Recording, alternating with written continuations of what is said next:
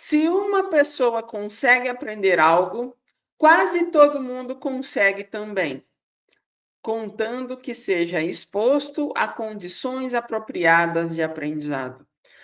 Essa frase me impactou muito e é desse livro aqui, ó, Potencial Oculto. Por que essa frase me fez refletir? Eu quis trazer ela aqui para vocês. Muita gente acha que por não ter tido um ensino fundamental suficiente, uma faculdade suficiente ou uma qualidade de ensino boa nesses ambientes escolares, acha que por esse simples fato ela não consegue aprender adequadamente, ou ela não consegue aprender o suficiente para ser aprovada em grandes concursos. E esse trecho desse livro, ele fez refletir exatamente isso, vou repetir. Se uma pessoa consegue aprender algo, quase todo mundo consegue aprender também, contanto que seja exposto a condições apropriadas de aprendizado. Contextualizando esse trecho do livro, alguns psicólogos queriam saber se as pessoas que tiveram muito sucesso, esportistas, tenistas, se essas pessoas, elas, desde o início, desde sempre, elas foram muito bem-sucedidas no que elas faziam, ou não, se isso foi uma habilidade que elas foram adquirindo com o tempo. E foi exatamente isso que os psicólogos descobriram. Deixa eu compartilhar a tela aqui com vocês. Olha o que estava escrito aqui. Esse é o trecho que eu li, depois a gente vai conversar mais, esses trechos que estão marcados em preto, mas eu quero ler com vocês esse trecho que é muito importante. Dito isso, o psicólogo fez esse estudo para identificar se era nato ou não, aqui vem uma certa conclusão. Não chegavam a se destacar entre os melhores da turma. Então, no início, essas pessoas que tiveram grandes sucessos na carreira, elas não se destacavam entre os melhores da turma no início da carreira. Quase nenhum dos nadadores tiveram sucesso estrondoso no começo da carreira. A maioria vencia competições entre escolas locais, mas não campeonatos de peso. E boa parte dos jogadores de tênis tinham amargado eliminação precoce nos primeiros torneios, demorando vários anos até ganhar destaque. Se eles chamavam a atenção dos técnicos, não era pelo talento incomum. E aqui eu quero que vocês gravem isso aqui que vai vir. Eles não chamavam a atenção pelo talento nato, mas pela motivação extraordinária. Essa motivação não vinha de nascença, era muitas vezes despertada por um técnico, por um professor que tornava o aprendizado divertido. Não são habilidades inatas, não é porque na escola você não teve um bom desempenho, ou não frequentou escolas de boa qualidade, ou o ensino dessas universidades, do seu ensino fundamental, médio, não foi de boa qualidade. Não são habilidades inatas, e não são habilidades que você aprendeu no início. São coisas que você desenvolve a partir de determinado momento. E aí ele vem desde que você tenha contato com condições apropriadas de aprendizado. E o que são essas condições apropriadas de aprendizado quando a gente identifica o estudo para concurso? São questões, são feedbacks imediatos, é isso que é o ambiente adequado de estudo.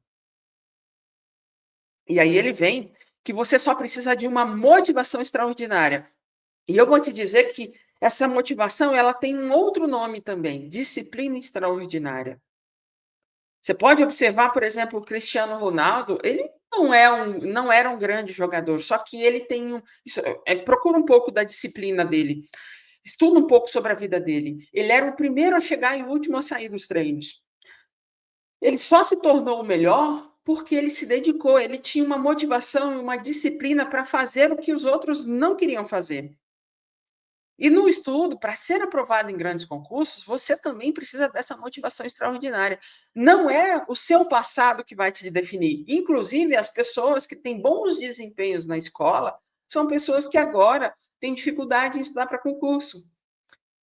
É a habilidade que você adquire a partir de determinado momento em que, se você se compromete a ter essa motivação extraordinária e encontra alguém que te motive o suficiente para que você torne esse aprendizado gostoso, divertido, interessante, para que você continue isso fazendo isso todos os dias. E o mais interessante, encontra essa motivação dentro de você. Encontra essa motivação dentro de você. E essa frase aqui que me impactou é o que a gente precisa transferir para vocês.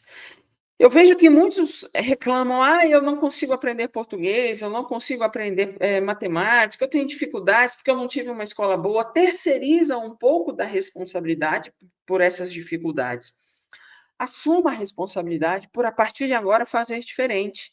Porque esse livro diz, pessoal, está nesse livro, quiser ler, baixa ele aí, assim, veja, se uma pessoa consegue aprender algo, quase todo mundo consegue também.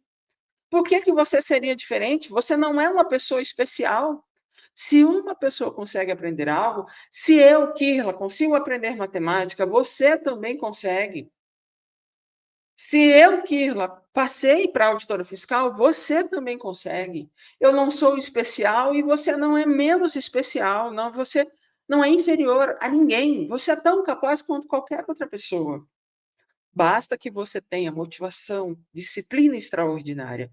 Que aquilo seja a única coisa que te motiva o suficiente para você realmente estar tão envolvido, tão que você quer tanto aquilo que você não aceita outra forma a não ser aprovado. E aí o psicólogo concluiu: contando que você seja exposto às condições apropriadas de aprendizado. Por mais esforço que você tenha, se você for para um ambiente que não é o ambiente apropriado, ou seja, fica em videoaula, em PDF, você fica naquele ciclo infinito ali, só fica naquilo, você vai continuar tendo o mesmo ambiente, a mesma situação. E aí você fica naquele fluxo só de teoria, de teoria, teoria. E aí vem algo importante que ele disse aqui. Evidências recentes enfatizam a importância das condições de aprendizado. Olha aqui que interessante. Deixa eu colocar uma seta aqui para você ver. Condições, e aí ele vem e fala condições. Por que que eu fiz essa grifo aqui, pessoal? Condições, condições. Evidências recentes enfatizam a importância das condições de aprendizado, tá? Condições de aprendizado. E o que são essas condições de aprendizado?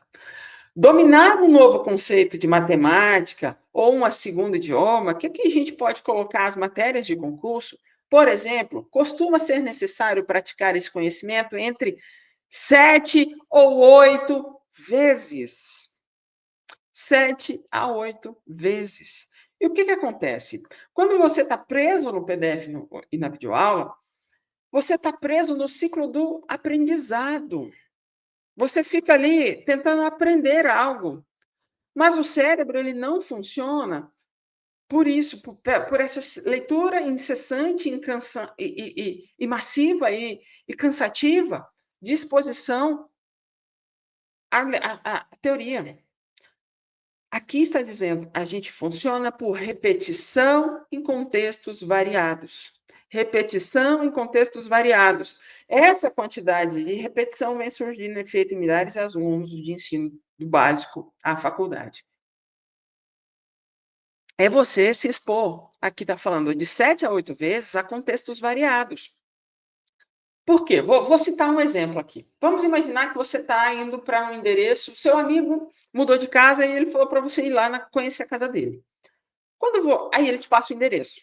Geralmente, a primeira vez que você vai nesse endereço, é GPS, e olha que você ainda pode errar esse endereço. Na segunda vez, fica mais fácil. Você vai para o GPS, mas talvez você não erre esse endereço.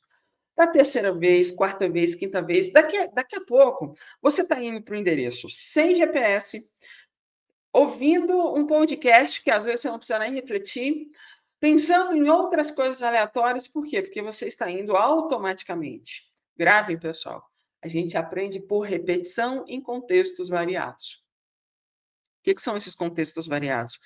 Às vezes você vai de um jeito, às vezes você vai por um outro endereço, às vezes você vai de uma outra forma, pegando um outro atalho, e isso começa a ficar muito fluido dentro de você, muito fácil dentro de você. A exposição repetida, não adianta, a gente aprende por repetição. Não é por leitura, não é, é por repetição. Você se expõe a questões diferentes, a contextos diferentes. Às vezes você vai por um endereço, vai de uma outra forma, pega um atalho, vai dessa forma, e a partir desse momento você começa a chegar lá no endereço do teu amigo de qualquer jeito. Se ele falar, se você estiver aqui, se você estiver num outro lugar da cidade, e é por isso que o estudo por questões ele é tão eficiente, porque você se expõe a contextos variados. Você pega ali uma questão, vamos supor, de sistema price, e você faz 50 questões de sistema price, você vai fazer repetições do sistema price em contextos variados, ou seja, você vai começar a identificar padrões nesses contextos variados, e aí você começa a aprender e a identificar os padrões. E quando você se submete ao ambiente adequado, site de questões, ao desafio de estudar as questões e ao feedback imediato, acertei ou não acertei, você começa a identificar e a formar padrões instantaneamente no teu cérebro. E aí, quando você chega na prova, você já está com tantos padrões formados, ou seja, tantas formas de chegar na casa do teu amigo, tantas formas de reconhecer e identificar o que a banca está perguntando, que você consegue rapidamente responder a questão. Você consegue rapidamente identificar quais são os padrões que estão sendo perguntados na questão e consegue, ali dentro da tua cabeça, reconhecer aonde está aquele padrão que você precisa para responder a questão. Não é decorar, pessoal, não é decorar. Isso aqui é reconhecimento de padrão. Reconhecimentos de padrão.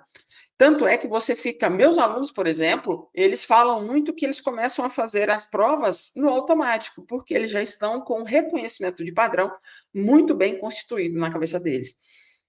E essa repetição, 7 a 8 vezes, dependendo do assunto, ela pode ser até um pouco mais, porque você precisa reconhecer esses padrões em múltiplos contextos, né?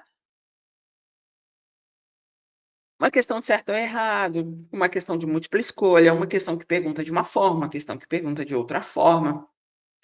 E isso, pessoal, é o que faz o seu cérebro e a neuroplasticidade do teu cérebro trabalhar a teu favor. O que é isso? Não importa se você é ruim em matemática, não importa se você foi um péssimo aluno em português. O que importa a partir de agora, os contextos que você vai colocar dentro do seu cérebro, todas essas exposições que você vai ter em questões, para que você consiga crescer a sua capacidade de aprendizado. E para isso é muito simples. Exposição repetida intencional. Desde que você faça essa repetição intencional. E aqui eu quero deixar um desafio para você. Um desafio que eu quero que você faça e volte aqui depois para me dizer. Pegue um assunto, qualquer assunto. Vai lá no site de questões, monte um caderno de questões. 30 questões de um assunto só que você tem dificuldade. E se exponha em contextos variados, ou seja, várias questões. Se exponha a todas essas 30 questões. Quando você terminar essas 30 questões, volte aqui e me conte se você não conseguiu entender e aprender aquele assunto. Porque você vai ser exposto a 30 vezes aquela mesma coisa, 30 vezes aquele mesmo assunto. A partir desse momento, você vai conseguir identificar o padrão daquele assunto. Vou dar um exemplo para você. Pega aqui, vamos pegar regência verbal. Pega a regência verbal, cria um caderninho de 30 questões, faça essas questões, estude.